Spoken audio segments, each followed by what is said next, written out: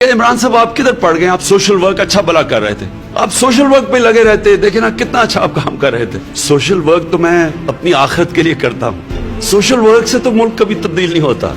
Change political आता है। ये समझना कि हम चुप करके बैठे रहेंगे और कोई शॉर्टकट है कि हम एकदम उठेंगे तो चेंज आ जाएगा, ऐसे तो चेंज नहीं आता। आप सबको ये फैसला करना पड़ेगा, आप सबको पॉलिटिकल होना पड़ेगा। मैं जब जाऊं, नहीं जी मैं सियासत में नहीं, मैं गैर सियासी हूँ। गैर सियासी तो जानवर होते हैं। आपने नेशनल ज्योग्राफिक या एनिमल प्लैनेट देखा होगा, हजारों हिरन खड़े होते हैं, एक कमजोर सा चीता जाके पकड़ लेता है हिरन को, सारे बाकी गैर सियासी अपनी जान बचा के भाग रहे होते हैं। अगर उन्होंने से 10 भी खड़े होकर चीता पे हमला करें वो भाग जाए, लेकिन वो सारे गैर सियासी होते हैं। ये कि आपके मुल्क में जुल्म और नाइंसाफी हो रही हो, गरीब बेचारा मर रहा हो, खुदकुशियां कर रहे हो लोग, नहीं हम गैर सियासी हम नहीं कुछ करेंगे, ऊपर आपके सारे मुजरिम हुकूमत कर रहे हो, हम जी गैर सियासी हैं। एरिस्टोटल ने 2500 साल पहले कहा, उसने कहा अगर माशरे में जुल्म और नाइंसाफी होगी हर शहरी सियासत में हिस्सा लेगा, स्वाय 2 तबकों के, एक बुज़दिल और दूसरा खुदगर्ज, कि जी मेरी फैक्ट्री ना खराब हो जाए। मैं बड़ी लोगों ने कहा ओ जी वो टैक्स वाले मेरी फैक्ट्री बंद करवा देंगे,